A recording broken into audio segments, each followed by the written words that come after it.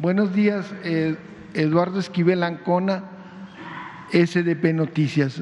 Buenos días, señor presidente, buenos días, funcionaria. Yo le quisiera preguntar en qué estado está el cobro de los impuestos al grupo Alsea. Hay un litigio y se está corriendo, ha salido en las noticias. ¿Cómo va ese asunto y cuánto deben y desde cuándo? Bueno, yo voy a dar información que ya es pública, porque ya salió en todos los periódicos. Es un crédito que se terminó alrededor de poco más de 3,000 millones de pesos. Y Alsea, como cualquier otro contribuyente, tiene su derecho a interponer medios de defensa en caso de que no considere que la autoridad no hizo correctamente la determinación del crédito. Él se fue a tribunales a decir que no estaba de acuerdo con la determinación del crédito y ahorita se está litigando.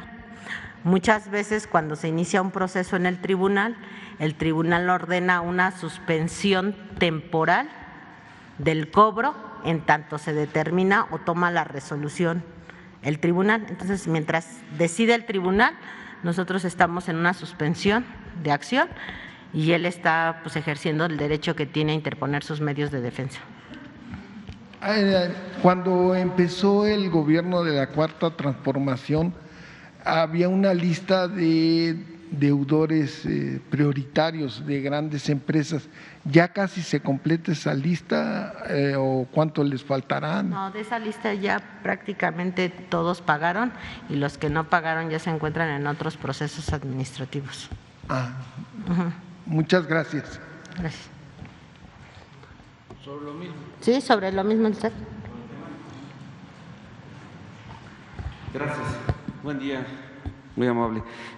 Bueno, las dos dudas que hay es acerca sobre las pensiones que usted mencionó. ¿Se están pidiendo a las personas que se van a pensionar esa constancia? Porque en algunos papeles del Seguro Social para la pensión lo solicitan, están en formato. No, el SAT no pide la constancia de situación fiscal a nadie, porque esa es información que nosotros ya tenemos. Vaya, entonces al seguro el SAT no le está pidiendo que lo pida. Nosotros no pedimos constancia de situación fiscal a ningún ente público ni privado. Lo único que es obligación de cualquier persona, de cualquier contribuyente, es cuando emita una factura, y no ahorita, va a ser obligación hasta el 1 de enero de 2023, que cuando emita una factura incluya el código postal y el nombre del trabajador o el nombre del pensionado. Ya, eso es todo. Código postal y nombre. Los comercios. Código postal y nombre, a partir del 1 del 2023. Entonces los comercios sí pueden pedir la constancia. Código postal y nombre. Si usted se sabe su código postal de memoria y se sabe su nombre completo, nada más lo tiene que dar. Muy bien. Y como segunda pregunta es acerca de las citas para cualquier trámite en el SAT. Se están postergando hasta 2 meses, están muy… Sí, ahí lo que les decíamos es que fueran un poco pacientes y lo estamos acelerando. De hecho, hemos cambiado algunos trámites porque cuando fue la pandemia se nos atrasaron mucho los trámites porque el 50% de nuestro personal es sindicalizado, del que atiende en ventanillas. Entonces hubo un rezago. Y hubo un rezago por 2 cosas. Uno, porque no había trabajadores, pero tampoco había citas, porque la gente también decidió permanecer en sus casas. Entonces, ahorita viene una sobredemanda por toda la gente que estuvo en sus casas esperando que pasara la pandemia, y ahorita que ya viene la reactivación, pues se viene una sobresaturación. Hay un trámite que incluso ya modificamos, tiene creo que como un mes, que antes se pedaba la inscripción al RFC y la firma electrónica al mismo tiempo. Ya se partió en 2 trámites para que la inscripción al RFC vaya más ágil, y estamos dando prioridad a todos los trámites que tengan que ver con para que se necesiten para que se abra una empresa nueva o para que se contrate a un trabajador. Pero pues es el rezago natural también de la pandemia. Pero estamos partiendo los trámites para hacerlos más ágiles. Muchas gracias. Y señor presidente, si me permite, bueno, me presento Arturo Pavón de El Chapucero. Nada más para preguntarle, ¿qué opina usted de la calificación que se le dio a México recientemente? Y esa sería mi tercera pregunta al señor presidente. Gracias. Gracias. Sí, hubo una calificación favorable a México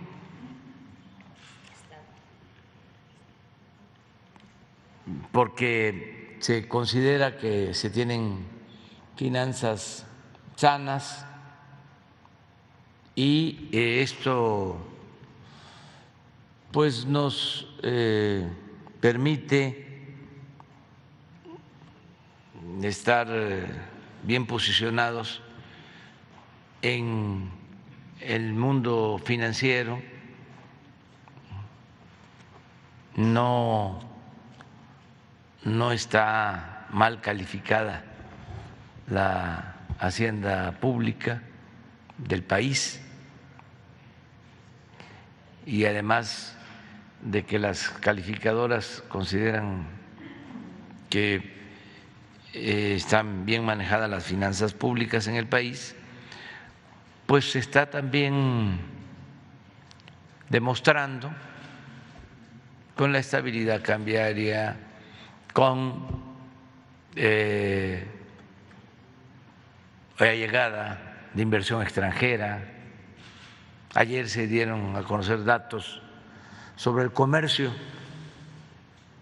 internacional.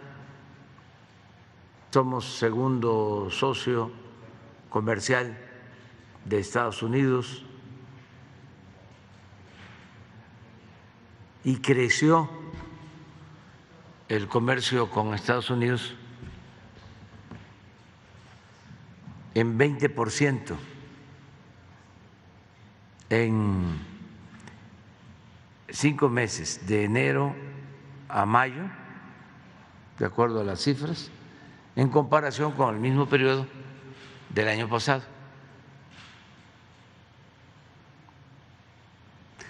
De alrededor de 250,000 millones de dólares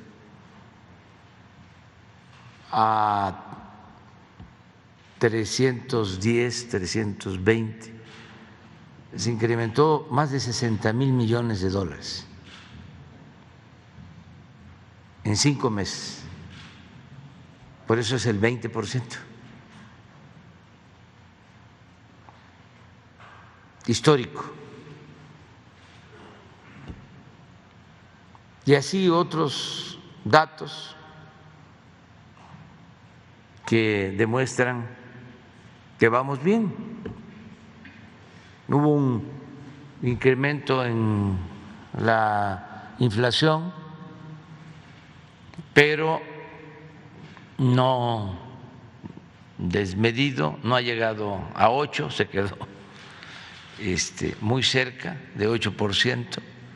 Sin embargo, con relación a la inflación en el mundo, México es de los países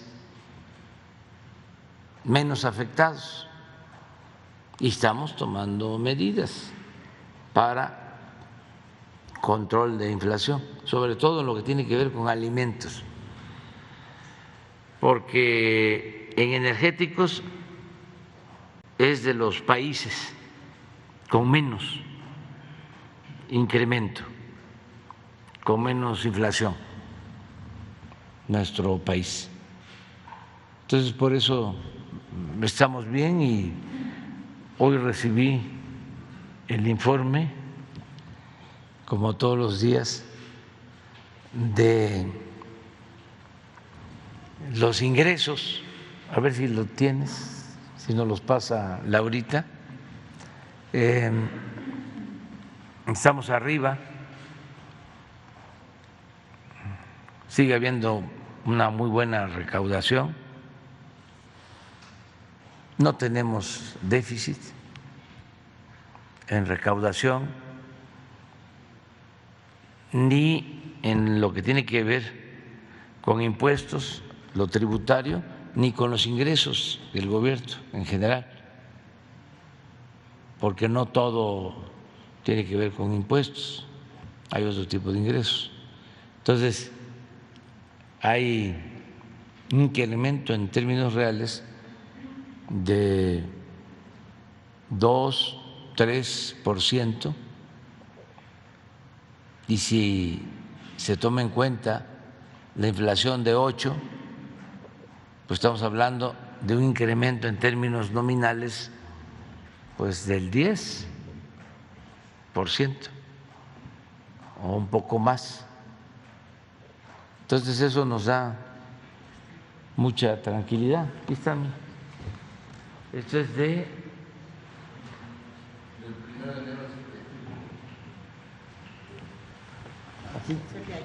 ¿Es el de ayer? Este es el de ayer. El ICR, el impuesto sobre la renta, 15.4 en términos reales.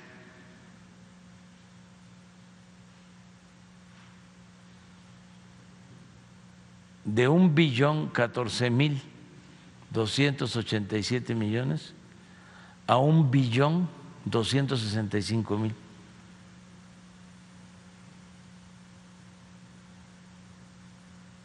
El IVA que en los primeros meses se estaba cayendo, ya trae 3% arriba en términos reales, y la caída al principio y ahora también es por las devoluciones, porque estamos cumpliendo con lo que establece la ley, devolviendo el IVA a los que llevan a cabo actividades económicas, comerciales, pero de 561.000 millones a 625. Este es el IEP, este es el subsidio que estamos dando a la gasolina. Por eso la caída de 224.000 a 74.000. Pero esto está dentro del balance, porque como estamos vendiendo casi 1 millón de barriles diarios de petróleo y ya llevamos como 4 meses con un precio de más de $90 el barril, esos excedentes nos permiten esto, el que no aumente el precio de la gasolina, y eso es lo que nos permite a la vez mantener lo más controlado posible la inflación, porque Raquel lo mencionó ayer, antier, la inflación es el impuesto que más afecta, sobre todo a la gente pobre. Si subimos el precio de la gasolina, se va todo para arriba. Entonces, esto es un subsidio para la economía popular, para la gente, para todo el pueblo. Los tecnócratas no ven bien esto.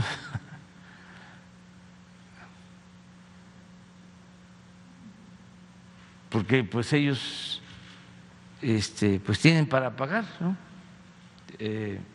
Los de arriba, ¿qué les afecta si se paga la gasolina en 22 pesos o en 30 o en 40 o en 50? Pero para la gente humilde se aumenta el frijol, se aumenta el pollo, se aumenta el huevo, la tortilla sí les afecta. Entonces, son visiones distintas, pero para tranquilidad también de nuestros adversarios, tecnócratas, conservadores, de todas maneras, aún con este subsidio, nos está quedando una utilidad, un excedente.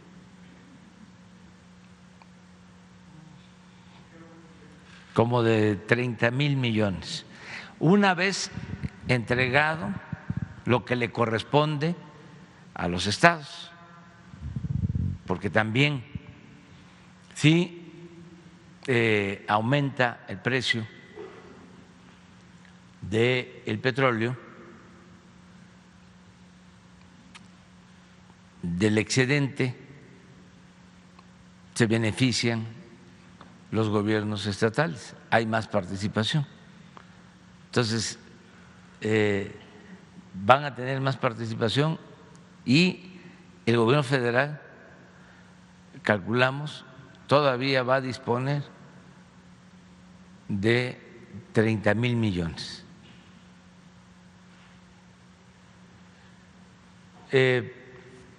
Pues comercio exterior muy bien,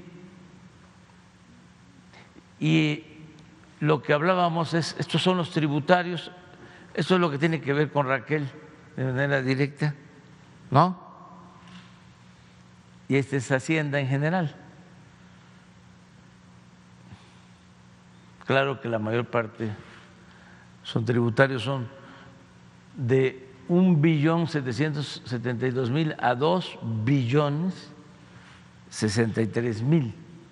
O sea, aquí estamos hablando de 200,000 millones más en lo que va del año, en términos reales. Y en total de la recaudación, pues lo mismo. Son 3.6 de incremento. Entonces, por eso es lo de la calificación.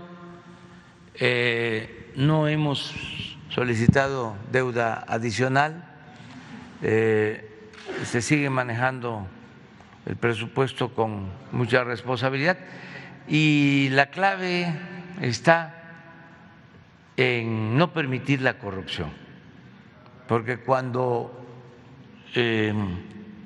no hay corrupción, el dinero rinde, el presupuesto alcanza. Cuando hay corrupción, no se avanza. Las obras se cobran 2, 3, 4, 5 veces más de lo que realmente cuestan y no se terminan, o como antes, que se destinaba mucho dinero al campo, pero quedaba todo en manos de intermediarios, porque no le llegaba de manera directa al campesino, no le llegaba de manera directa al pescador, no le llegaba de manera directa al adulto mayor. Me da mucha satisfacción poder decir que en esta semana ya se están dispersando los fondos de las pensiones para 10.500.000 adultos mayores. Ya empezó la dispersión de los recursos esta semana. Lo mismo para personas con discapacidad. Los que tienen sus cuentas bancarias, los que cobran en el Banco del Bienestar y los que todavía no tienen tarjeta para cobrar en bancos o cuentas bancarias, ya van a empezar los operativos para pagarles como siempre, aun cuando ya se va avanzando en la bancarización, porque ahora voy, precisamente terminando esta conferencia, inicio una gira por Chiapas para inaugurar bancos del bienestar. Ya Hoy vamos a estar muy cerca de 600 sucursales del Banco del Bienestar en el país, funcionando. Y voy pues a comunidades apartadas donde no había bancos y vamos a tener terminadas 2,000 para finales de este año. A mediados del año próximo tenemos ya toda la red de cerca de 3,000 sucursales para que la gente cerca de donde vive reciba lo que por derecho les corresponde. Entonces eso es. ¿Ustedes dos? 3, 4, 5. A ver, hasta ya los que preguntaron ayer, por ejemplo, ¿no? Es respetuosamente, cariñosamente, amorosamente. Buenos días, Ya, gracias. ¿no? Que dejen, si no han preguntado, ¿no? Unos, ¿qué será? 2 días, ¿no? Porque yo no me doy cuenta y para que todos tengan posibilidad. Gracias, señor presidente. Stephanie Palacios, de la Agencia Internacional Sputnik. De acuerdo, la próxima semana va a su gira a Estados Unidos. Me gustaría preguntarle sobre pues esta visita, que usted sabe que lo del conflicto de Rusia y en Ucrania. ¿Será inevitable que usted hable con el presidente sobre este tema? Me gustaría saber la posición que tiene México ahora en esta, pues con este conflicto, puesto que también se sabe que todas estas olas de sanciones, también generadas por Estados Unidos también, y que bueno, muchos países han alimentado también a que este conflicto no se termine. Y hay algunos videos y algunas declaraciones que prueban de que pues este conflicto se ha agravado mucho, porque inversiones millonarias pues han estado pues que no termine, no tenga un fin, ¿no? Hay videos en donde campos y lugares en donde hay granos, hay alimentos, han sido incendiados por unidades de militares ucranianos. Entonces son información y son videos que no se pasan en canales de televisión, porque pues bueno, con este tipo de ola de sanciones la gente no conoce y desconoce esta información. Me gustaría saber cuál es la posición de México ahora que va a Estados Unidos, puesto que será inevitable que el presidente Joe Biden le vaya a preguntar sobre esta situación. Bueno, nosotros nos apegamos a nuestra política exterior, que está establecida en la Constitución, el principio de no intervención, de autodeterminación de los pueblos. Desde luego no estamos de acuerdo con invasiones, pero no queremos nosotros participar en conflictos internacionales. Hemos optado por la neutralidad. ¿Y ustedes creen que esta visita, cuando usted regrese, afecte sus relaciones diplomáticas con Rusia? No, en ningún caso. En primer lugar, el gobierno de Estados Unidos, el gobierno que encabeza el presidente Biden, es un gobierno respetuoso de nuestra soberanía.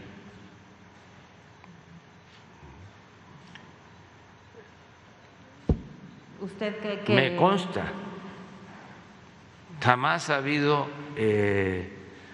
una insinuación para que México se pronuncie en este conflicto de Rusia y Ucrania. Y Han sido muy respetuosos. seguramente será inevitable que le vayan Pues a la preguntar, ¿no? postura va a ser la misma. Nosotros no tomamos partido en esa guerra. Lo que queremos es que se llegue a un acuerdo, que haya una solución pacífica, porque las guerras solo producen sufrimiento. ¿Usted le pediría también al presidente Joe Biden que analice esta posible? A todos. ¿Se lo Yo pediría al lo que he presidente dicho también de aquí Rusia? es que falló la política, que se inventó para evitar la guerra, entre otras cosas, para poner orden en el caos. No se debió iniciar esa guerra. Pero entre las olas Fue de un error de las cúpulas del poder político y del poder económico en el mundo. En las declaraciones recientes del presidente ruso ha dicho que ellos no están negados a una negociación de paz. Sin embargo, estas sanciones han incrementado a que estas agresiones en Ucrania pues sigan elevándose y que además muchos pobladores huyan también a Rusia. Sí, es muy doloroso todo lo que sucede en una guerra. Pérdidas de vidas humanas, desplazados, gente inocente que sufre, que padece.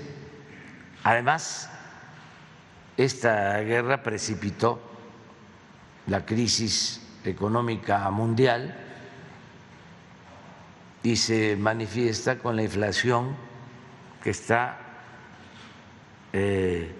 dañando a toda la economía del mundo y a la gente. Me gustaría comentarle Porque que afecta en Ucrania y afecta en al Rusia mundo entero. y afecta en Europa y nos afecta a nosotros. Entonces, ¿qué es lo que nosotros podríamos plantear o qué es lo que nosotros sí estamos de acuerdo en promover? El cese al fuego y la búsqueda de la paz. En esto que comenta con el tema de los alimentos, se ha identificado que en muchas zonas también civiles, porque no se da toda la información, hay zonas que también se han combatido en zonas civiles con pobladores, pero no son parte de los militares rusos, sino que son de la contraparte. Entonces, pues toda esta información no llega de este lado de Occidente y también es una ola de guerra, sí, guerra de información que cubre todo lo que no pasa del otro lado. Entonces, pues solamente hay lugares como en este espacio en los que se pueden comentar que no se da la otra contraparte de la historia de este conflicto, ¿no? Sí, pero nosotros no queremos involucrarnos. Pero se garantiza que aquí las empresas rusas y van a seguir operando en México. Sí, igual que las ucranianas, igual que las chinas, las estadounidenses, Okay. las francesas. Nosotros no participamos en esa guerra.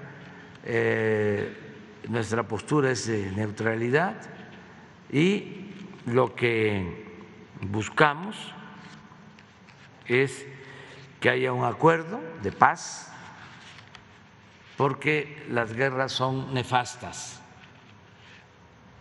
y sufre mucho la gente y sufren inocentes. Y los dirigentes políticos, los dueños de las grandes corporaciones económicas, las élites del poder, están obligadas a actuar con responsabilidad. Y ya para Todos. finalizar. estamos obligados. Para finalizar, en segundo tema, me gustaría saber el caso de María Elena Ríos, la saxofonista que fue quemada con su rostro con ácido. Ella había visitado 2 veces Palacio Nacional para que la recibiera usted. Me gustaría saber cómo va su caso, puesto que Ricardo Mejía había dicho que le habían regresado su protección cuando revisé un documento que le mandó Gobernación, y que no, esas medidas de protección se delimitaron al estado de Oaxaca, no se delimitaron en la Ciudad de México en su traslado, puesto que ella está en riesgo todavía permanente de que le pueda suceder algo, está sola en la ciudad. Ella había notificado, había interpuesto un recurso de inconformidad antes de que se hiciera esta Junta de Gobierno, pero no le hicieron caso. Ella presentó un documento de la Facultad de la UNAM de Música en donde ella notificaba que ella iba a entrar a clases para hacer clases presenciales, pero tampoco hicieron caso en lo del mecanismo y en la Junta de Coordinación para que le regresaran sus medidas. Pero han pasado ya casi 2 meses de eso. La CNDH interpuso una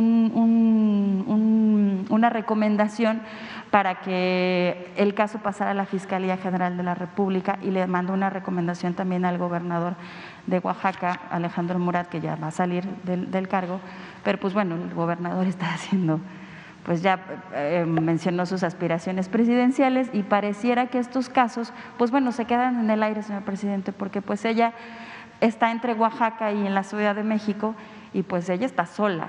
O sea, yo no sé si están esperando en el mecanismo el señor Alejandro Encinas que le pase algo a María Elena para que, bueno, ella le pongan una seguridad en estos traslados que tiene de Oaxaca a la Ciudad de México. Ella está casi permanentemente aquí en la ciudad porque tiene que ir a estudiar, pero pues bueno, no han Ahora contestado. vamos a ver cómo está su situación. El informe que yo tengo es que fue atendida por Ricardo Mejía, por Alejandro Encinas.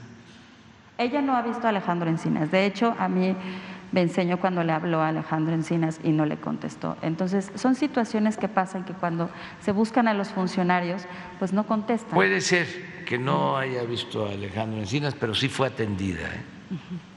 Pero no tiene las medidas de protección, que las tiene en Oaxaca solamente, o sea que ella casi no está en Oaxaca. Pero si es así, con gusto, y además es nuestra responsabilidad, lo hacemos. Nada más vamos a esperar a que nos informen el día de hoy. Ya me informaron de que fue atendida. El 2 de junio fue cuando Gobernación publicó esta información, el 2, estamos a 8 de julio y pues bueno, ella sigue sin protección con el mecanismo. Hoy lo vemos. Gracias. Sí.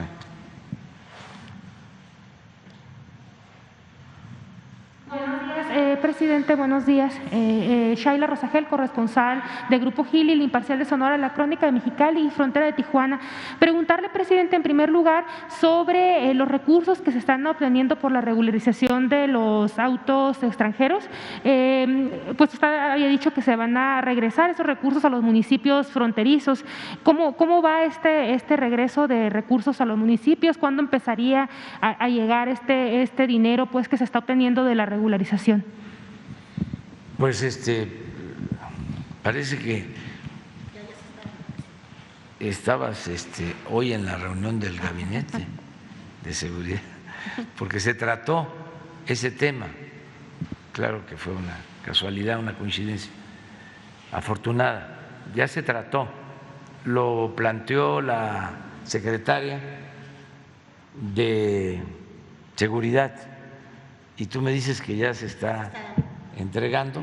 Me gustaría que, si Rosa Isela nos envía la gráfica, esto es lo que, pero ¿por qué no ponen la otra, la anterior? Estos son los vehículos que se han regularizado y en efecto en el caso de Sonora son 37,298.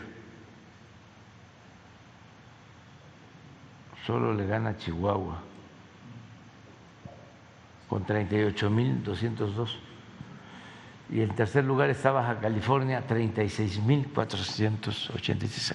Hasta el día de hoy tenemos hasta septiembre, que se piensa que vamos a cumplir con la meta de 500,000.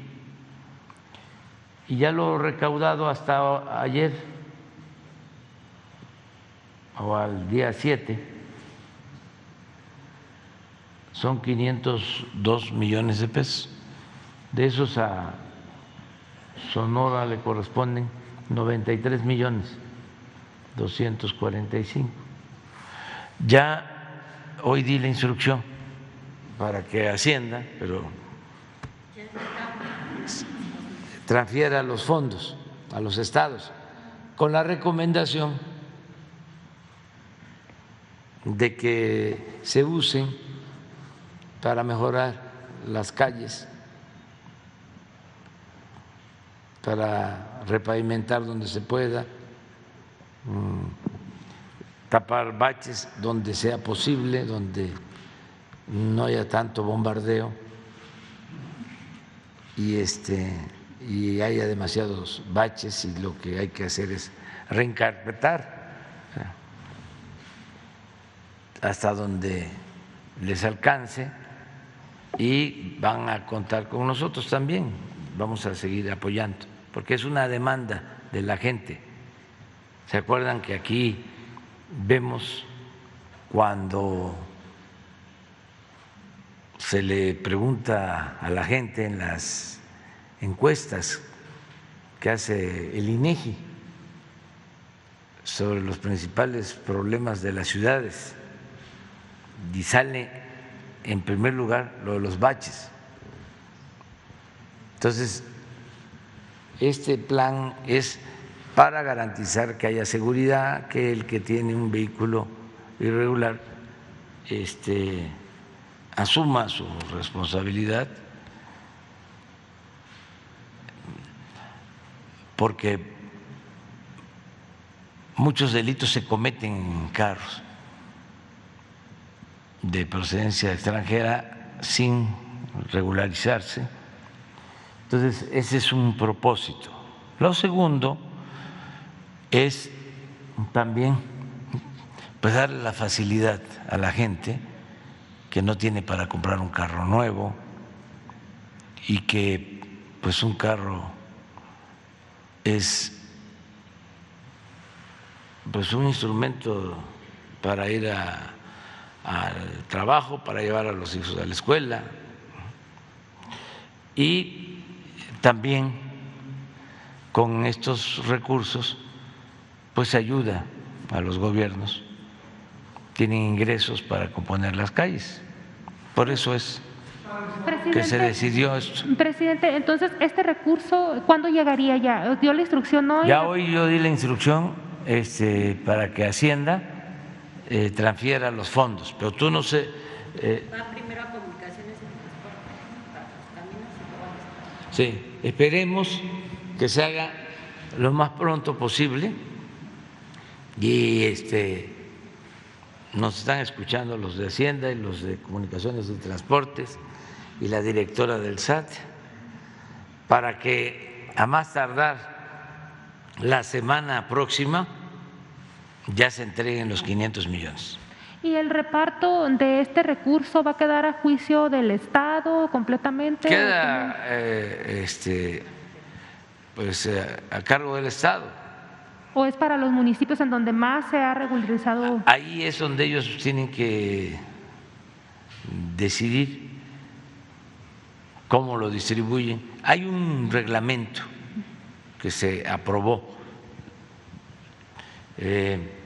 no sé si es para los municipios en donde se llevaron a cabo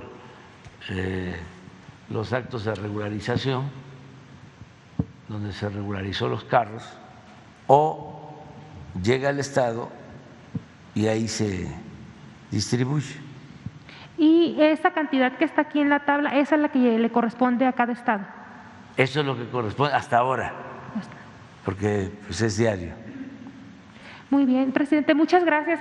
En un segundo tema, presidente, pues luego de que la Corte de Estados Unidos pues eliminó el derecho al aborto allá en Estados Unidos, si le han comentado algo en el Gabinete de Salud, se planea hacer algunas revisiones de clínicas en el norte del país, por ejemplo en Baja California, en donde pues se puede realizar abortos legalmente, porque pues no sé si tengan alguna expectativa de que se espere que venga gente a los estados fronterizos a practicarse un aborto. No sé si le hayan comentado algo en el Gabinete de Salud sobre qué expectativa hay en México de este tema. No hemos tratado el tema en salud, pero sí es probable que ya las autoridades de salud estén considerando esa posibilidad.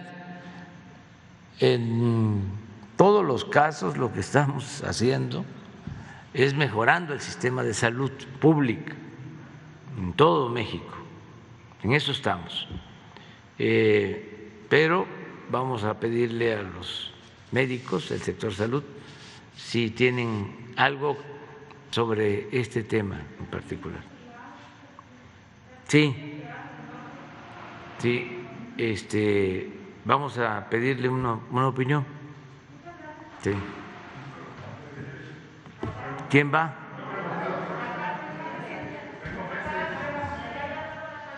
A ver, el que tiene meses.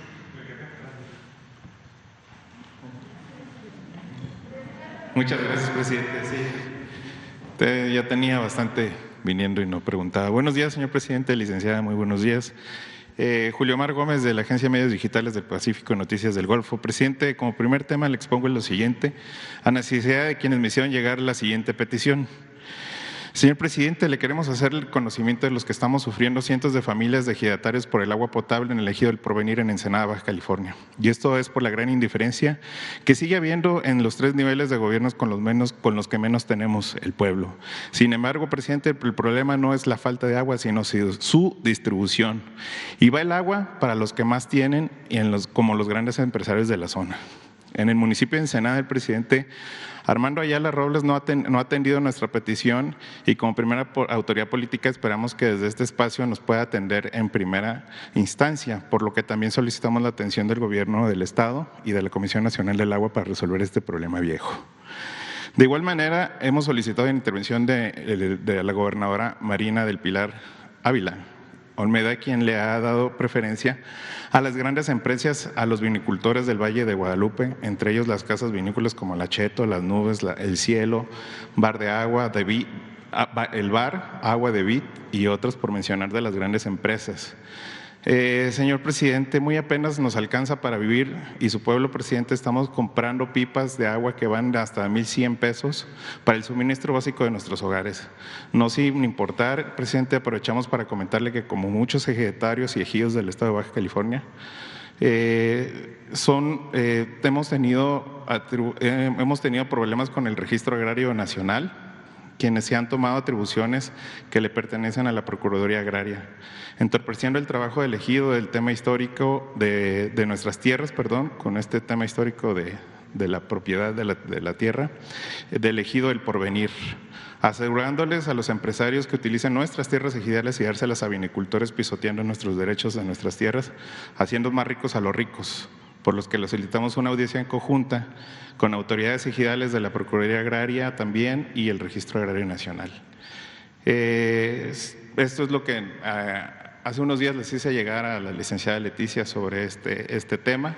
En la conferencia pasada que tuve la participación, quedó de que yo pudiera entrevistarme con el Procurador Agrario, no se pudo. Sin embargo, no hay problema que no haya tenido yo el contacto con el Procurador Agrario que usted había dado la orden, pero se está atendiendo a las personas del ejido de allá de Baja California. Esa es una gran ventaja que tenemos, pero que seguimos pendientes, aparte seguimos con la misma investigación sobre los temas ejidales que hay, sobre todo en Baja California. Ese sería el primer comentario, presidente. Y, presidente, en otro tema, me queda claro que la separación de poderes es muy importante, sin embargo, Dentro del Tribunal Federal de Justicia Administrativa, la magistrada Nora Urbi ha empezado una campaña para desestabilizar al tribunal y presionar a la salida del actual presidente Rafael Ansúrez. La Auditoría Superior de la Federación inició un proceso en contra de la magistrada por tener en su poder 7 millones de pesos en efectivo sin explicación alguna. Tengo el número de la averiguación FMSC CDMX 000553 del 22. Todo pareciera que la intención de la magistrada Urbi es quedarse ella como interina para desde allí arreglar su problema personal. La pregunta, presidente, ¿es correcto lo que sucede en esta institución de impartición de justicia?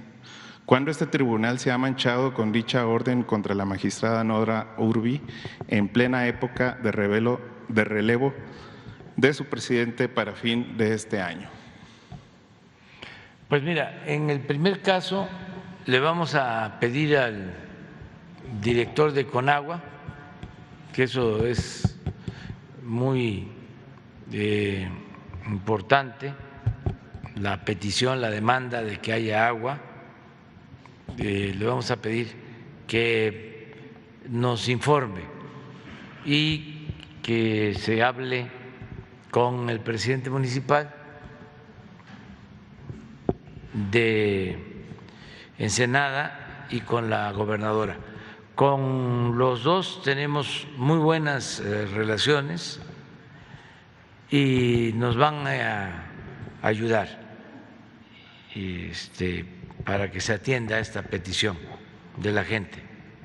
Lo agradecen miles de y en el caso agrario, continuar con Leti Ramírez y con el procurador agrario, seguir haciendo los trámites para que haya justicia, ¿no? Acerca de lo del tribunal, ahí me abstengo porque viene un proceso, tú mismo lo acabas de mencionar, de cambio. Y entonces hay efervescencia, como es natural, ¿no? Nada fuera de lo común. Y es mejor esperar a que se den las cosas, ¿no? Sin embargo, pues ya expresaste tu punto de vista. Aquí somos libres, se hacen denuncias, se respeta la libertad de expresión, pero no es un tribunal. Aquí opinamos libremente, ejercemos a plenitud nuestra libertad y nuestro derecho a disentir, pero existen pues ministerios públicos y jueces y magistrados y ministros, ¿no?, que son los que deciden quién es culpable, quién no es culpable.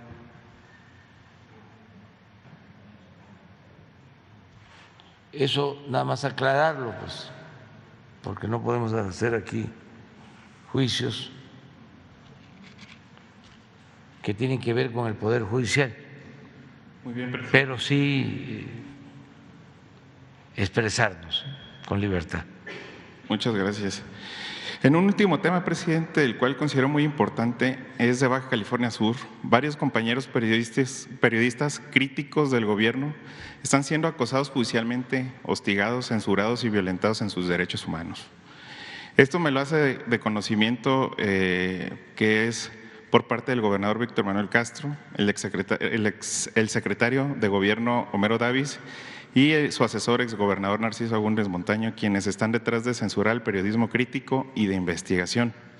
Lo preocupante del tema, presidente, es que dan uso de la estructura del aparato gubernamental para fabricar delitos a través de quejas y denuncias penales para mis compañeros que ejercen el derecho humano de la libertad de expresión. Hace algunos días el secretario Adán Augusto acudió a la entidad y se le hizo de su conocimiento del tema y guardó silencio al no dar pie a que se resuelva la persecución política hacia mis compañeros periodistas, es decir, no se posicionó sobre el tema de los colegas. Ahora los comunicadores del Estado no solo tienen que informar, sino también tienen que legislar para generar una ley de protección a periodistas en Baja California Sur que se llamará Libertad. Usted dijo que se acabaría la corrupción, sin embargo ahora tenemos como un parámetro y una realidad que un magistrado nos señale que ser periodista es un alto agravante. Quiero comentarle que algunas organizaciones internacionales ya investigan el abuso y el poder y la coacción de la libertad de la libertad de expresión en Baja California Sur, como Reporteros Sin Fronteras y CPJ. Mis compañeros se adelantan a que tenga un pronunciamiento fuerte como el de Assange que defienda en su propio país la libertad de expresión. No obstante, señor presidente, es necesario resolver la situación en Baja California Sur. Mis compañeros aclaran que no será suficiente que mencione que tiene un voto de confianza hacia el profesor Castro. También muy seguramente hablará que existen medios conservadores al servicio de grupos como de poder, como se mencionan algunos medios nacionales, incluso a periodistas como Carlos Loret. Me dicen que en esta ocasión se habla de periodistas locales e independientes que necesitan de la intervención federal y poner un orden y permitir a los informadores realizar su trabajo como lo establece los derechos humanos y nuestra propia ley política. Esto es por parte de mis compañeros y puedo decirle que tengo pues los encabezados incómodos del periodismo de investigación, presidente, pero pues igual lo dejo aquí al tanto. En un encabezado incómodo: protegió gobernador de Baja California Sur a Vidanta, Los Cabos, vinculado a José Ramón López Beltrán. Vendió gobierno de Baja California Sur, cuentas por cobrar por 100 millones de pesos. Baja California Sur convertida en el paraíso de los desaparecidos. Gobernador de Baja California Sur viola veda electoral tras ofrecer facilidades de pagos en Baja California Sur. Entre otros temas, como contrató Víctor Castro a escondidas sin permiso del Poder Legislativo 600 millones de pesos a favor de Baja California Sur. Así es que es algo muy complejo, presidente, que sí necesitamos. No libertad. pasa nada. Y sí tienen razón los compañeros, con todo respeto, porque yo sí le tengo confianza al maestro Víctor Castro. O sea que me leen el pensamiento. Y le tengo confianza y considero que es un hombre íntegro, honesto, de convicciones, respetuoso de la libertad. Él viene de la lucha opositora y no va a dejarse. Es joven todavía, ¿no? Pero de todas maneras, a su edad,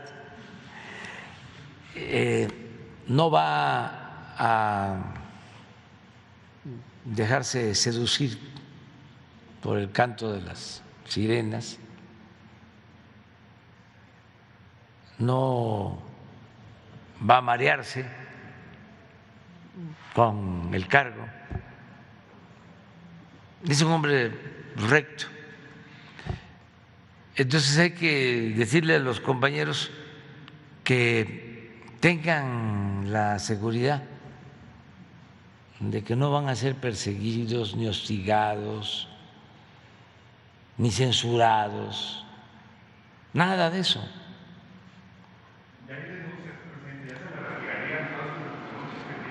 Sí, eso yo se lo recomendaría al maestro, pero estoy seguro que él no promueve ese tipo de denuncias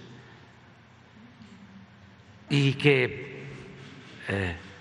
si existen esas denuncias, vamos a decir por difamación,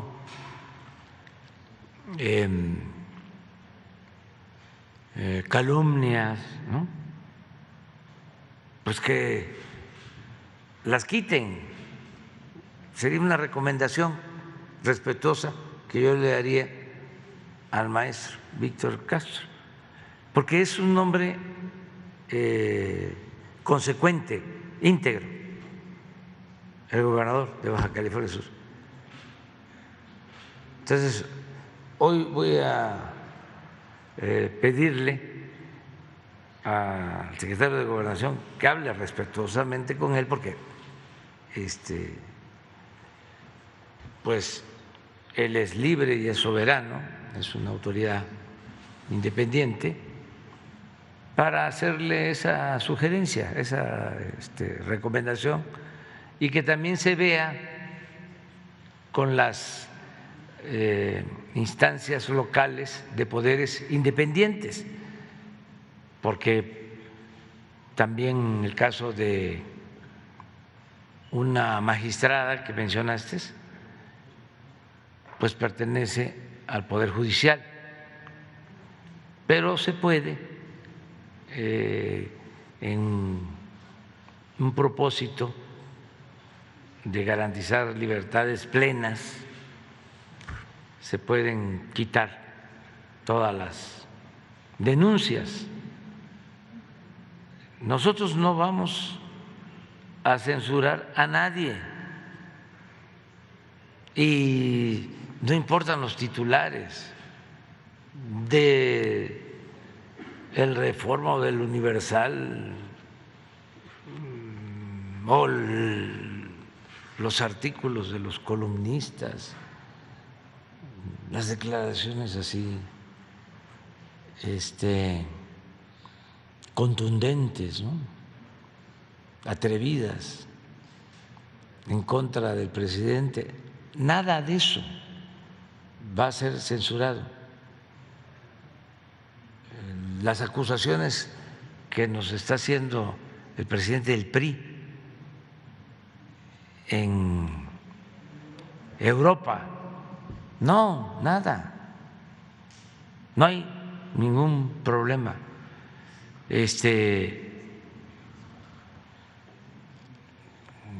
Tenemos tranquila nuestra conciencia, ese es el principal tribunal, el de la conciencia de cada quien. Entonces, garantizar el derecho a disentir, además sería muy aburrida la vida, siempre lo digo, si todos pensáramos de la misma forma.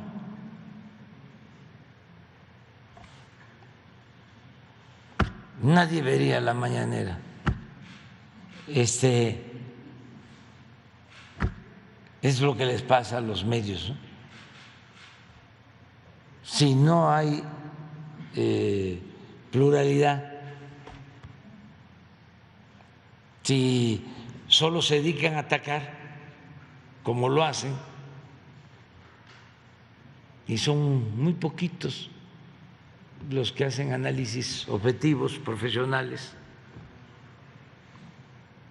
que actúan con independencia, que argumentan, pues esos que están dale y dale y dale y dale, pues cansan y terminan por perder credibilidad. Eso sí es propaganda, no es información. Pero todo se permite.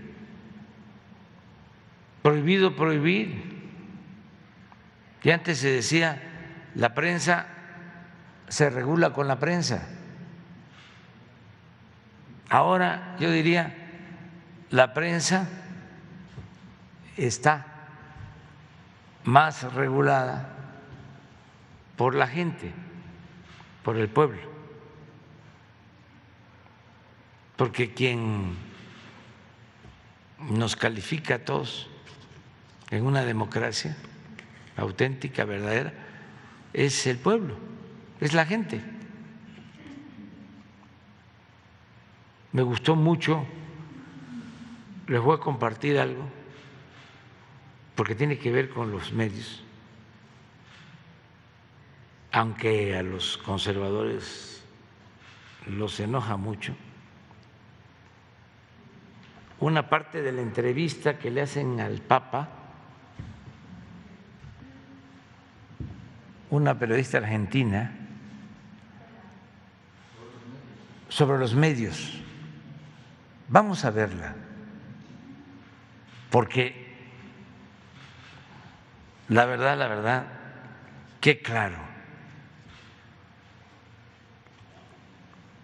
el Papa Francisco, ¿no? Sin duda es el dirigente espiritual y político más importante del mundo, independientemente si somos creyentes o no. El dirigente espiritual y político más importante del mundo.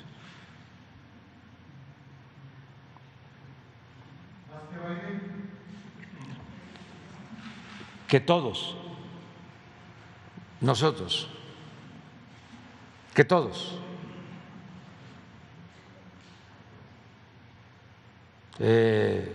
gobernantes de China, de Rusia, de Estados Unidos, de países de nuestra América, de Europa, líderes religiosos, intelectuales, comunicadores, que todos. En estos momentos, eso es lo que opino.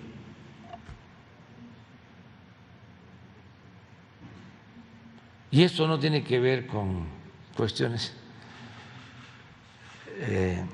religiosas, si somos creyentes o no, si tenemos una religión o somos libres pensadores o agnósticos o ateos. No, estamos hablando de dirigentes que sí deben de ser escuchados.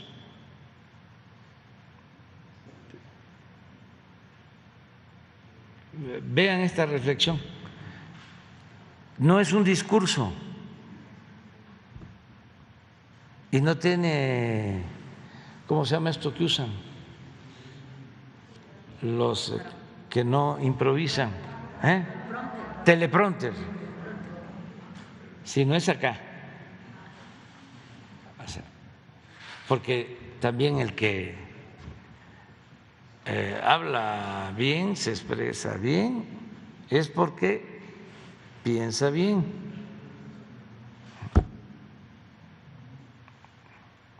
¿Lo tienes? Es sobre los medios de comunicación y aplica para todo el mundo. Lo dije por primera vez en Buenos Aires, el arzobispo, y se me ocurrió hablar de los 4 pecados de la comunicación, del periodismo. Primero, la desinformación, decir lo que me conviene y callarme lo otro. No, decir todo. No podés desinformar, tenés que informar todo. Segundo es la calumnia. Se inventan cosas. A veces te destruyen una persona con una comunicación. Tercero es la difamación, que no es calumnia, pero quizá una persona que en otra época la pensó de esta manera, pues su pensamiento cambió y qué sé yo, traerle lo que ya cambió. Es como si a vos, adulto, te trajeran los pañales sucios de cuando eras chiquito, ¿no? Es decir, era chico, era así, pensaba así, cambió, ahora es así, no difamar. Y el 4 pecado es la coprofilia, es decir, es el amor a la caca, el amor a la porquería, ¿no? O sea, buscar ensuciar, ¿no? Buscar el escándalo por el escándalo, ¿no? ¿Cómo lo ven? Bueno, ya. Vamos, ¿quién sigue?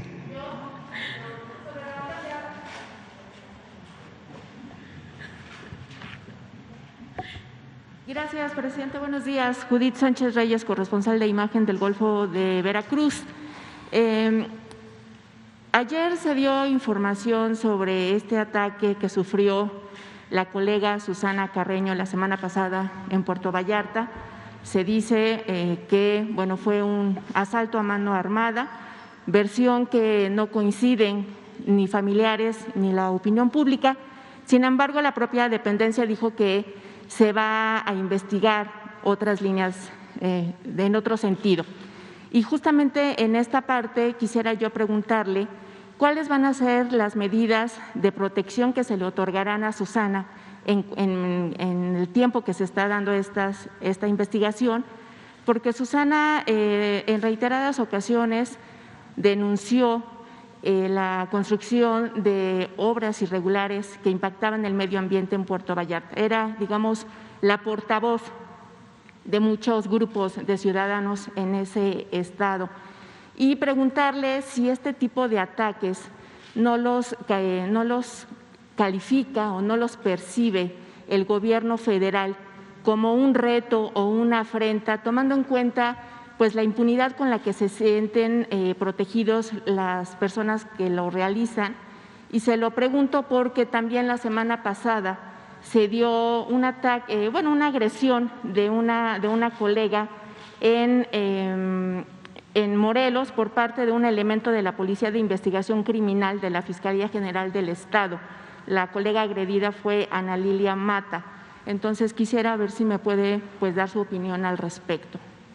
Sí, lo de Susana lo estamos atendiendo desde que fuimos informados de este agravio cobarde y no hemos dejado de considerar que pudo ser un atentado por sus denuncias, porque Susana es una mujer de lucha. Entonces, lo tiene la Fiscalía del Estado de Jalisco. Se habló primero de que se podía tratar de un robo, no se aceptó solo esa hipótesis y ahora ya se incluye en la investigación la posibilidad de que fue un atentado contra su vida por cuestiones de su desempeño como luchadora social, como periodista. Entonces, estamos en comunicación con su familia, con su hijo, con ella. Lo primero que hicimos fue brindar todo el apoyo para salvarle la vida. Afortunadamente se logró salvarle la vida. Tiene protección desde que sucedieron los hechos, se le cuida y continúa la investigación. No puedo decir más porque sí estamos atendiendo de manera especial el asunto. Si es una afrenta a la autoridad, eso, pues, si fuese un propósito el mandarnos un mensaje o que no les importa si nosotros defendemos a dirigentes sociales como Susana, pues están equivocados, porque nosotros vamos a seguir apoyando a dirigentes sociales, protegiendo a dirigentes sociales, y no va a haber impunidad para nadie. Puede ser que en el ámbito local dominen y puedan corromper agentes. Pero estos casos siempre son de interés del gobierno federal y los tratamos todos los días con toda la responsabilidad. Y no permitimos a nadie que actúe al margen y por encima de la ley. Y cuando las agresiones son de parte, por ejemplo, de integrantes de algún cuerpo de seguridad, en este caso lo que sucedió en Morelos. Lo mismo. Trátese de que se trate. No hay impunidad para nadie. El que comete un delito es juzgado. Ya no hay influyentismo.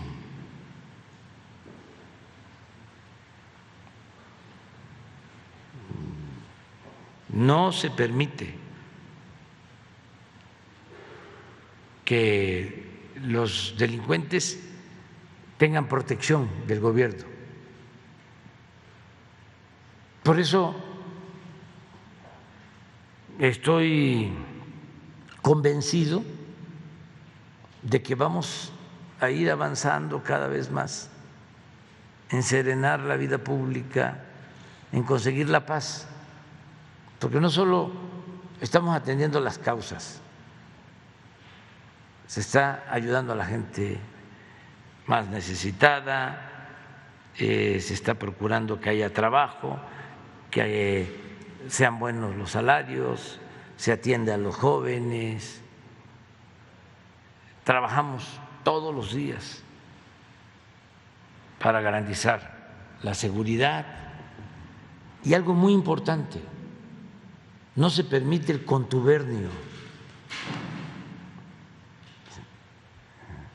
La asociación delictuosa entre delincuentes, sean de la llamada delincuencia organizada o de cuello blanco, y autoridades. No existe esa mezcolanza,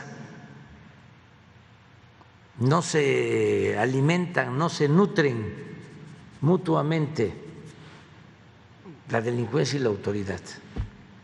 Entonces, por eso tenemos ventajas. Cuando existe contubernio,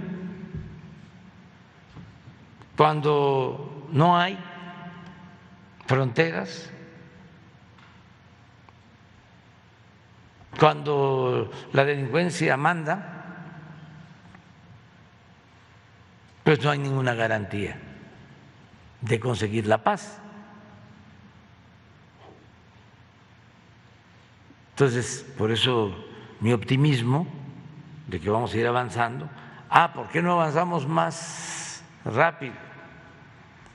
Porque estaba podrido el régimen político. Bien, presidente, en otro tema… Era una decadencia, no era una crisis que afectaba nada más en lo económico, no, una decadencia, un proceso de degradación progresivo. O sea, algo que lo abarcaba todo. Por eso una decadencia solo se puede enfrentar con una transformación. Y hay resistencias fuertes resistencias. Bien. De ahí viene lo hemos comentado aquí, lo de los reaccionarios. Los conservadores que quieren que se mantenga el statu quo, que nada cambie, cuando se llevan a cabo transformaciones, reformas, resisten, se oponen, y por eso se les denomina reaccionarios. Afortunadamente vamos avanzando, la gente nos está apoyando mucho, porque es una combinación virtuosa. Si se llevan a cabo programas en beneficio del pueblo,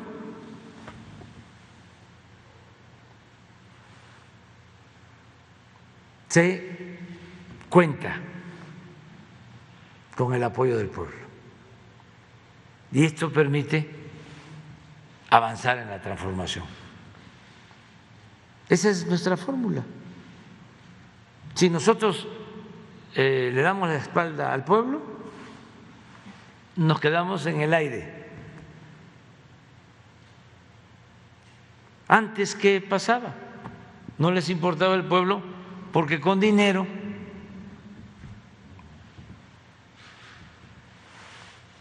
compraban lealtades, conciencias, tenían todo el aparato propagandístico a su servicio, intelectuales orgánicos.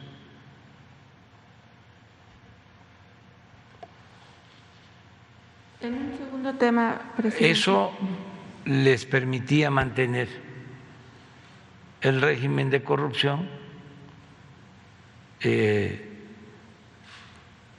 y así se imponían, incluso también con la fuerza, con la amenaza, con la represión, con la censura. Entonces, para poder resistir y al mismo tiempo garantizar libertades y hacer valer la democracia, pues no hay más que atender y gobernar con el pueblo. Y eso es lo que se está haciendo y nos está funcionando bastante. Bien. Presidente, en un segundo tema, ya se oficializó la salida de Carlos Morán de la dirección del Aeropuerto Internacional de México y se dio a conocer que un mando naval en retiro lo dirigirá. ¿Nos podría usted compartir los motivos de este cambio y su opinión ante las reacciones del nombramiento del vicealmirante? Y también si nos puede comentar de qué habló el martes con el empresario Carlos Slim, lo vimos aquí en Palacio Nacional. Bueno, se dieron estos cambios, el ingeniero Morán nos va a ayudar en otras funciones. ¿Ya se tienen destinadas cuáles? No sé exactamente porque esto lo trató el secretario de Gobernación, pero sí queremos que nos ayude. Desde luego va a depender de él, de lo que él decida, y se consideró necesario el cambio para resolver algunas discrepancias, molestias que habían de pasajeros, mejorar el servicio y también dar una sacudida, que ya lleva mucho tiempo ahí, un sistema, ¿no?, de administración. Entonces hay que cambiar, hay que renovar. Y nos importa mucho la seguridad, el que no haya contrabando, el que no haya robos. ¿Se acuerdan cómo era antes el aeropuerto? A ver si un día alguien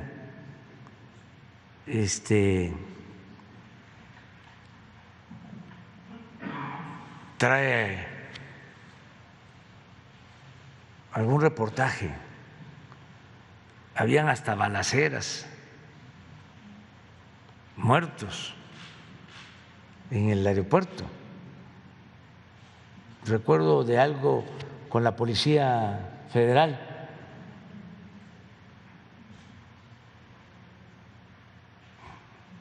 Y tráfico de droga y contrabando y tráfico de personas y mucho desorden. Entonces esto es para poner orden, es política, lo que decía yo, que la política, entre otras cosas, se inventó para poner orden en el caos. De esta forma consideramos que van a mejorar las cosas, porque ya estaba ahí la Marina ayudando, pero habían otras áreas que actuaban con las prácticas anteriores del viejo régimen. Y sobre su reunión con el empresario. Y por eso se decidió, completo, a entregarle la responsabilidad, todas las facultades y todas las responsabilidades a la Secretaría de Marina. Y esa fue la decisión. Aquí me preguntaron y les dije que ya estábamos pensando en eso y ya se llevaron a cabo las cosas. Me comentaba el encargado del Estado Mayor de la Marina que ahora con las cámaras están combatiendo mucho el robo. Un día les vamos a traer aquí un recuento de todo lo que se ha hecho. Creo que hasta la periodista Adela Micha le quitaron, no sé si una bolsa, un celular, y se lo recuperaron. A lo mejor ella ya lo comentó, ¿no sabes? Pero bueno, la idea es mejorar el servicio, darle seguridad a los viajeros, poner orden, que no se tarden mucho en los trámites, en la aduana, y que no haya contrabando.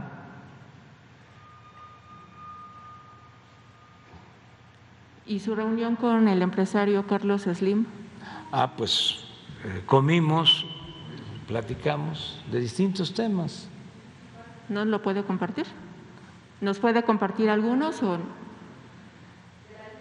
Pues platicamos de todo, de cómo está la economía, cuál es su visión de las cosas, si la inflación nos va a llevar a la recesión mundial o no, sobre la economía del país, sobre los programas de infraestructura, sobre muchos temas. Es importante conversar con Carlos Slim y con otros empresarios de México para saber cómo vamos. Lo cierto es de que no hay quejas,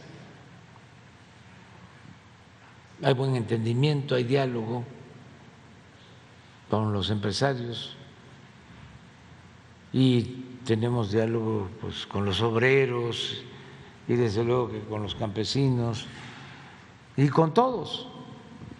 Finalmente, presidente, ante el incremento de casos COVID a nivel nacional, de acuerdo a lo dicho por la propia Secretaría de Salud esta semana, quiero preguntarle si se recurrirá nuevamente al semáforo epidemiológico como sistema de monitoreo y de regulación de los espacios públicos, si nuevamente se harán campañas informativas para refrendar o remarcar los protocolos sanitarios o qué estrategia sanitaria se estará pensando implementar ante esta quinta ola de contagios y cómo se tiene también previsto esta cuestión de la emisión de los permisos COVID, que también ha sido algo a lo que se han estado enfrentando los trabajadores, tanto a nivel privado como también los trabajadores que están al servicio del Estado. Muchas gracias. Sí, nos reunimos todos los lunes y siempre hacemos una revisión, todo el sector salud, de cómo va la pandemia. Aun cuando no se da a conocer, sí tenemos el mapa para ver si en algún estado en especial se requiere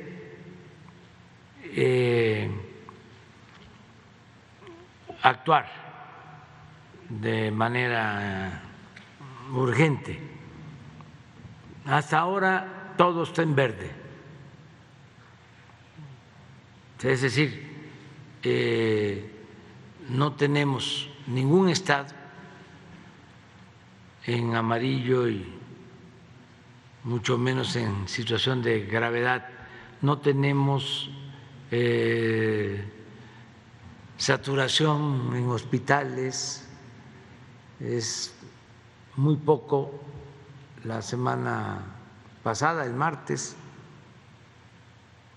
bueno, este martes, el informe era que teníamos un promedio de 10% de hospitalizaciones generales y 3% de hospitalizados en terapia intensiva, 3%. O sea, y el número de fallecidos que nos importa mucho. Pues aquí está.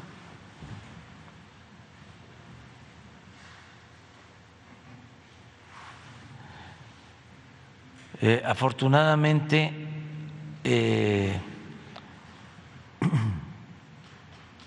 la mayoría de la gente ya tiene vacunas.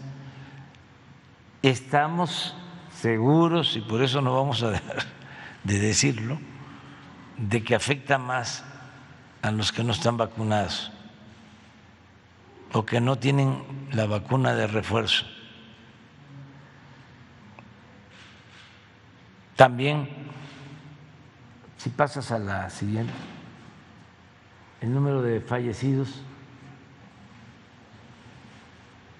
está en 12. La mayoría de ellos, 12 fallecidos diarios, no vacunados y con otras enfermedades.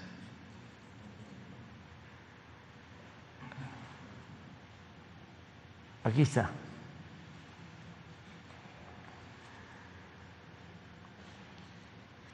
Miren los no vacunados.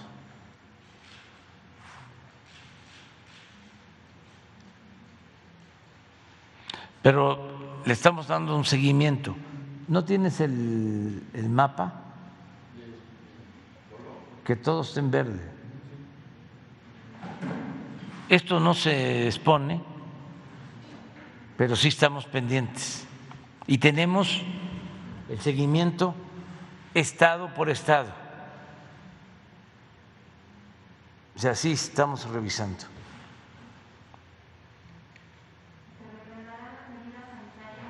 Va a depender del comportamiento. Por ejemplo, el lunes tomamos decisiones y el martes ya les decimos aquí. Ahí está.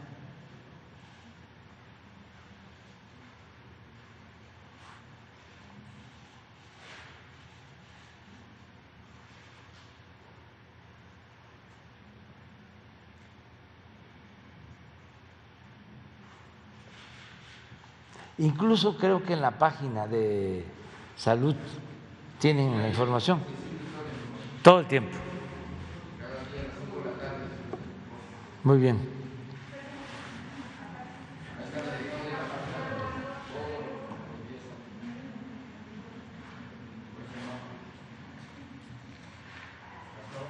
Bueno, una más. Ahí está la compañera.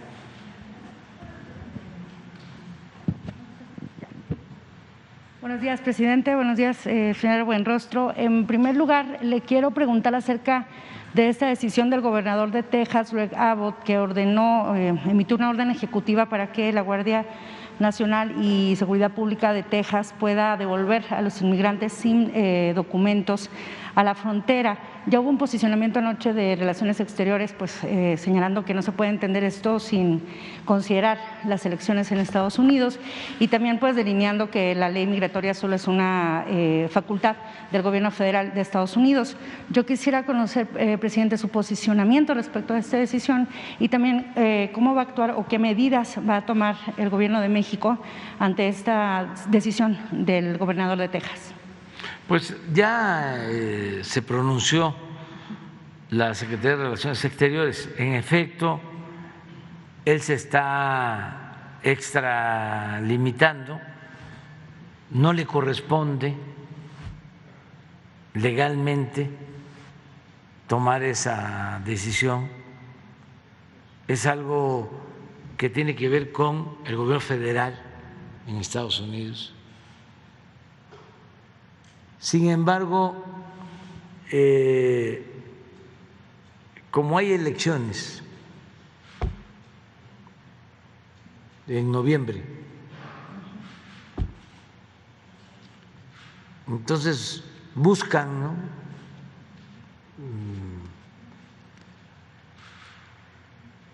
el sensacionalismo, el amarillismo. Piensan que así van a tener simpatía los de un partido o los de otro. Con nosotros no van a contar, porque aun cuando somos respetuosos de la soberanía de los países, pues no vemos bien que haya campañas antimigrantes con propósitos electorales. Lo considero inmoral.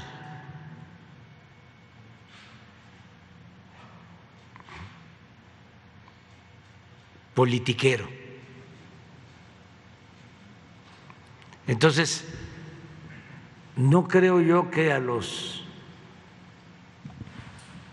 migrantes que han ayudado, han contribuido a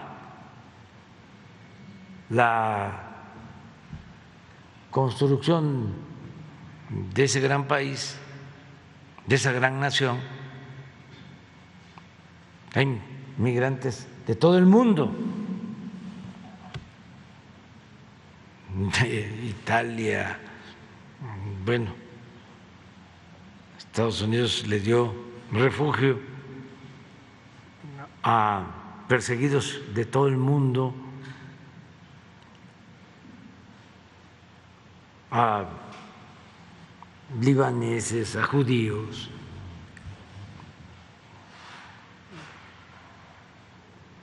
desde luego a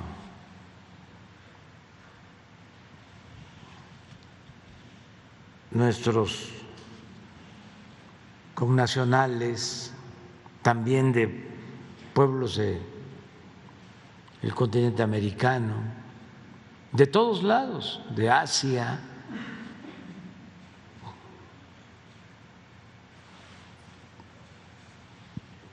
pues les agrade esa política antiinmigrante.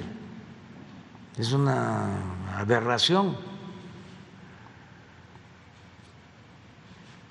Y nosotros no estamos de acuerdo con eso.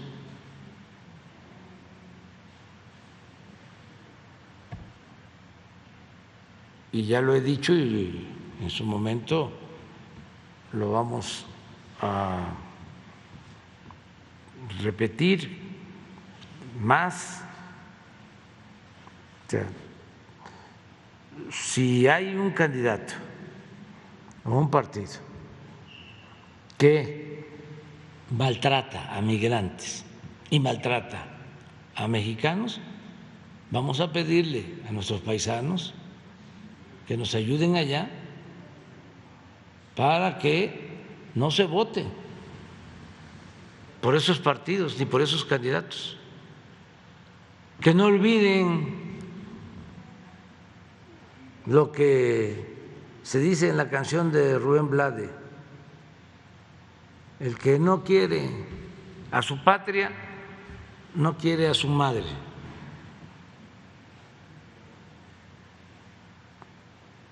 Muchos de los que viven en Texas tienen orígenes mexicanos, muchos, porque Texas pertenecía a México.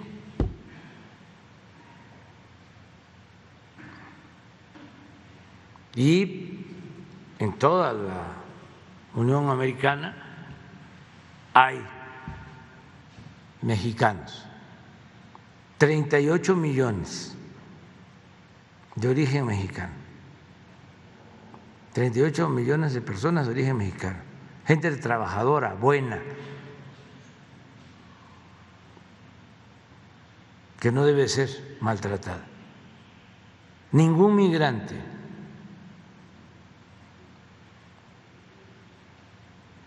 y yo creo que esto aplica para todos los migrantes de cualquier país. Ahí en Texas hay políticos de origen mexicano, hay políticos de origen cubano, hay políticos también de origen asiático. ¿Y qué van a estar apoyando? ¿A partidos o a políticos inhumanos, retrógradas,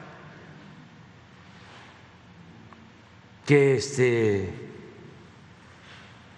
están pensando en muros y en el uso de la fuerza y militarizar,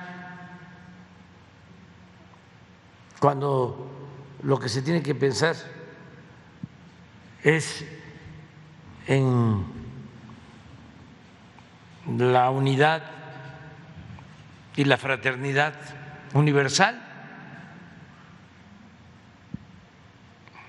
¿Que no está en la Biblia que hay que proteger al forastero, que no hay que maltratarlo?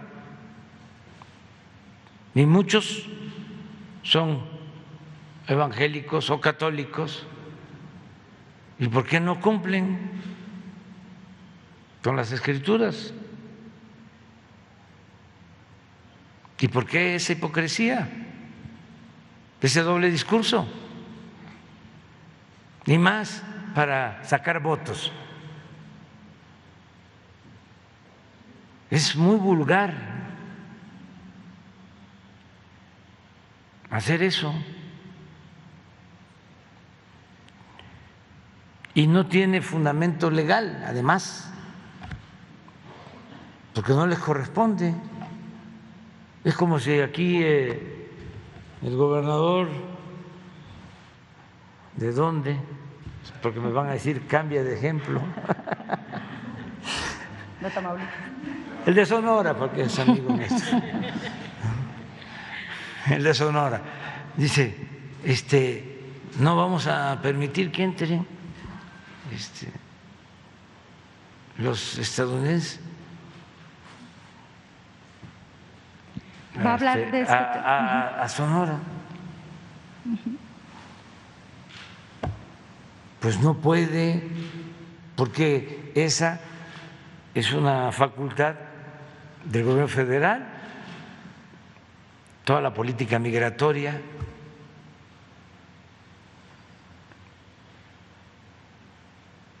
Pero aunque es una obviedad, lo hacen porque pues ya nos tienen hablando de ese asunto, por ejemplo.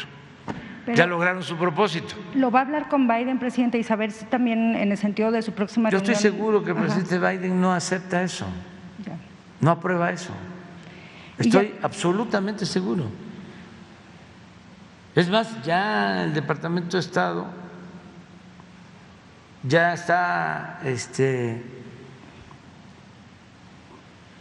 cuestionando esa medida.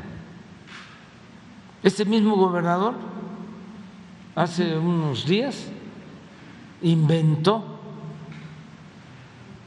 que había que revisar los frenos de los sí, volver a aplicar retenes para revisar a los transportes en carreteras, para obstaculizar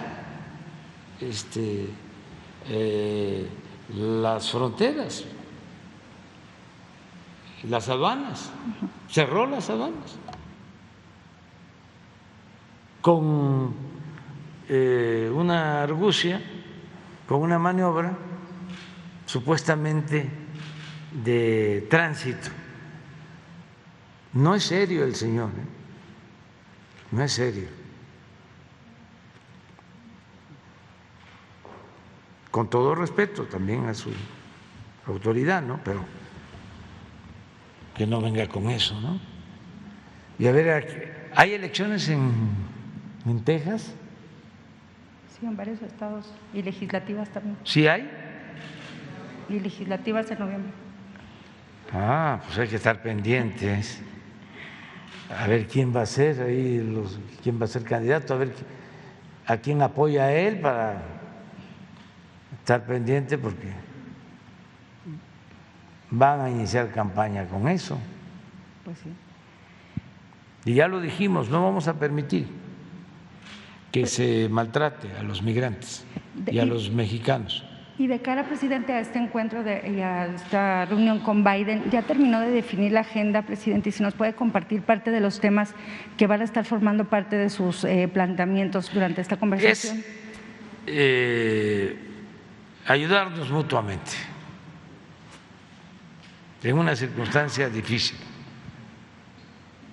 para los dos países y desde luego para el mundo. Entonces, tenemos que mantener una política de buena vecindad y estrechar aún más los lazos de cooperación entre los dos países, porque la crisis nos afecta. Estábamos hablando que somos buenos socios económicos, comerciales, vecinos, amigos, y una inflación descontrolada, pues sí es preocupante. De modo que tenemos que buscar actuar de manera conjunta, ayudarnos mutuamente para el control de inflación. Por ejemplo, este es un asunto que le voy a proponer. Tenemos nosotros un plan que, si lo aplicamos conjuntamente, puede dar resultados favorables, puede ayudar a nuestros pueblos. Son temas y tiene que ver también con la migración, tiene que ver con otros asuntos. ¿Va a adelantar la medida en la propuesta económica que quedó pendiente, presidente?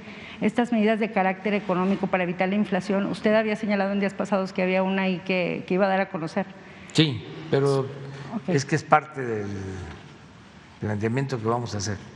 Presidente, y si me permiten otro tema, en el acto del campo militar el 22 de junio, donde se formalizó esta apertura a los expedientes y a todas las instalaciones militares que estuvieron involucradas en los actos o en el episodio de la llamada Guerra Sucia, caló muy hondo entre familiares de las víctimas de personas desaparecidas el discurso del secretario de la Defensa Nacional, Luis Crescencio Sandoval, donde señalaba que ya había autorizado usted que se inscribieran los nombres de los militares que cayeron en el cumplimiento de su deber, así lo dijo, por hechos del pasado. Yo le quiero preguntar, presidente, si usted autorizó este acto que dijo el secretario de la Defensa era manera para rendir tributo y homenaje a esos militares, y pues también sobre este posicionamiento que han hecho diversos comités y colectivos que pues se han mostrado indignados por esta decisión, por este anuncio, y pues exigieron que no se honre a los militares que participaron en estos hechos del pasado, en este terrorismo de Estado. Pues preguntarle acerca qué le responde precisamente a estos familiares de víctimas y saber si efectivamente usted autorizó este homenaje, presidente. Mire, yo lo que considero que es el momento es el tiempo de la reconciliación. Ya se ha avanzado, el que los familiares de las víctimas de la Guerra Sucia participaran en este acto, el que se abriera el campo militar número 1, pero no solo eso, que se abran todos los archivos, que se inicie una investigación, es un avance importantísimo. Acerca de las intervenciones, pues hubieron con toda libertad expresiones, en su mayoría condenatorias de la represión y del autoritarismo. Pero también el general Sandoval habló de quienes, en cumplimiento de su responsabilidad, para no decir de su deber, reciben órdenes y también perdieron la vida, fueron asesinados. No está hablando de los que operaron esas represiones, sino de soldados del pueblo que perdieron la vida. A eso se refirió. Y sí, eso me lo consultó. Y yo dije que sí, porque hablamos de los soldados. Hasta dijimos, esto no incluye a personalidades o a oficiales que ya sabemos. Le dije, dice, no, claro que no, porque él es un agente sensible.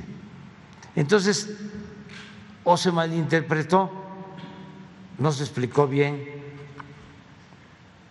pero ni modo que se le hiciera homenaje a los jefes militares que llevaron a cabo estas masacres o estos actos de represión. Eso fue lo que se planteó básicamente. Pero las familias dicen que primero se garantice justicia porque hubo sí. O sea, primero hay que avanzar en la justicia y después a los homenajes, presidente. Sí, pero se está avanzando y se va a avanzar más. Y no hay ningún problema para que se detenga toda la investigación. Pero esa fue la observación que él hizo y sí me lo consultó. ¿Cuándo se va a hacer este homenaje, presidente, o este acto? No es ningún homenaje. No es ningún homenaje. Es poner los nombres de soldados campesinos que murieron en esa guerra ordenada por las autoridades civiles. Pero las familias decían que primero había que empezar por el esclarecimiento y después lo demás. Sí, incluso se puede hasta posponer. Posponer me refiero a que, como tú lo planteas, se haga primero todo lo que tiene que ver con la investigación sobre la guerra sucia y luego se pone en consideración eso. Yo sé, es muy duro, muy difícil, ¿no? El que se acepte el perdón. Yo lo he dicho muchas veces, cuando se dice ni perdón ni olvido, yo digo perdón sí, olvido no. ¿No vuelve esto más doloroso el proceso de reconciliación, presidente? Es muy doloroso la reconciliación, pero hay que buscarla.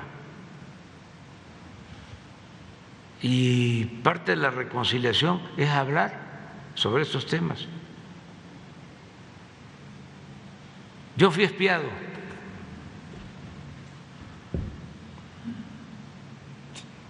por Nazar Haro,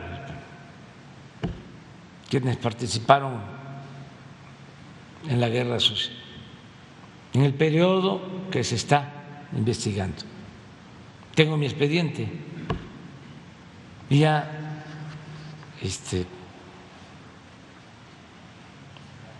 ni modo que voy yo a pedir que se le haga un homenaje o un reconocimiento a Nazar Haro. Con todo respeto, pues, también por sus familiares, porque qué culpa tienen sus familiares, que también esa es otra cuestión. Sí. Es muy fuerte todo esto, pero se tiene que conocer toda la verdad. Lo mismo en el caso de Ayotzinapa, que vamos avanzando y se tiene que conocer toda la verdad, son nuestros compromisos.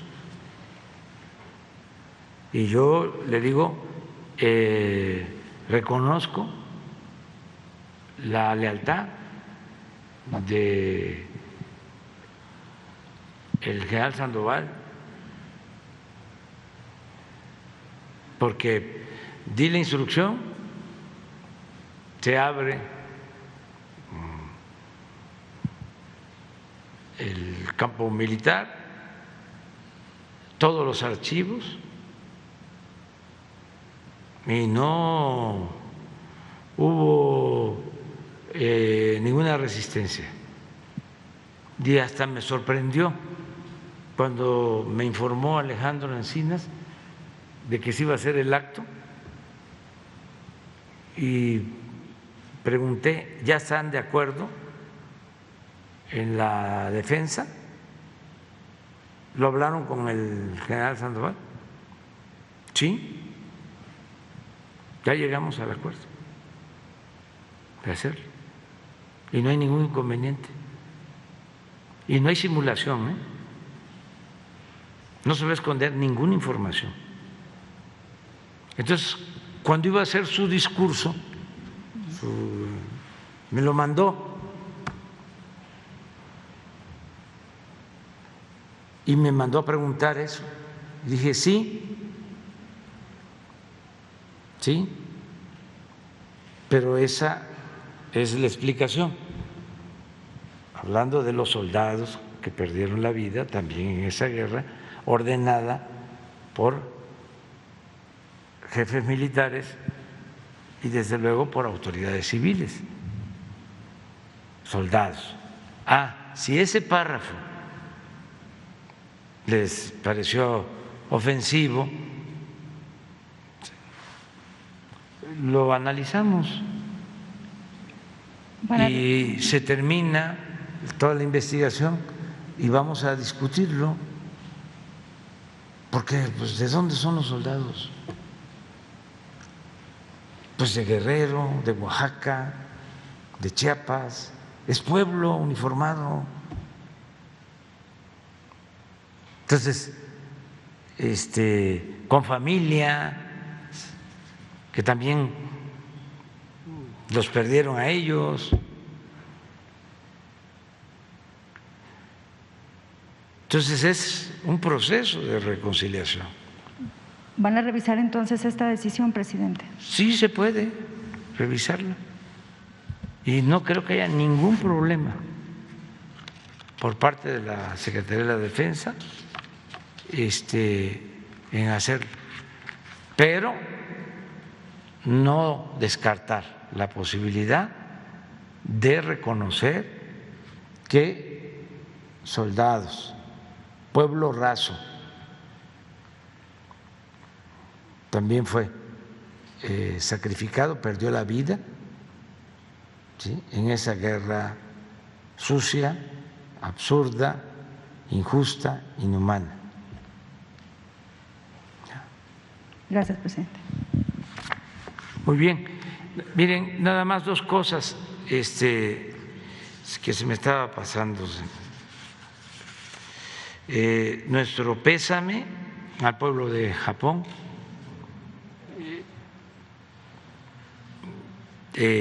porque ayer fue asesinado, perdió la vida el ex primer ministro de Japón, Abe. Es un hecho muy lamentable.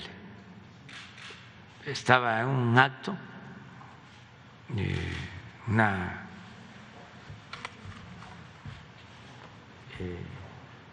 campaña. Hay elecciones,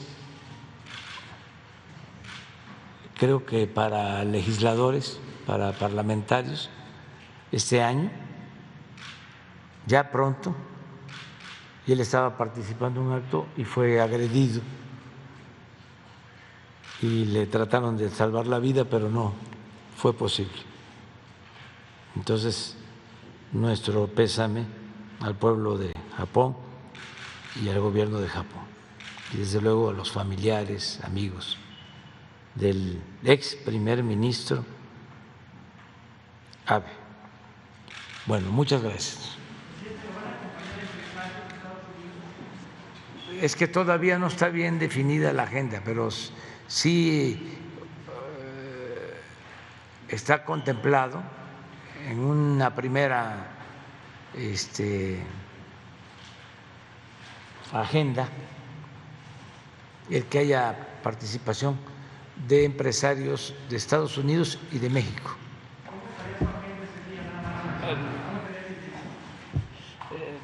Seguro que Relaciones Exteriores hoy o mañana ya da a conocer la gente.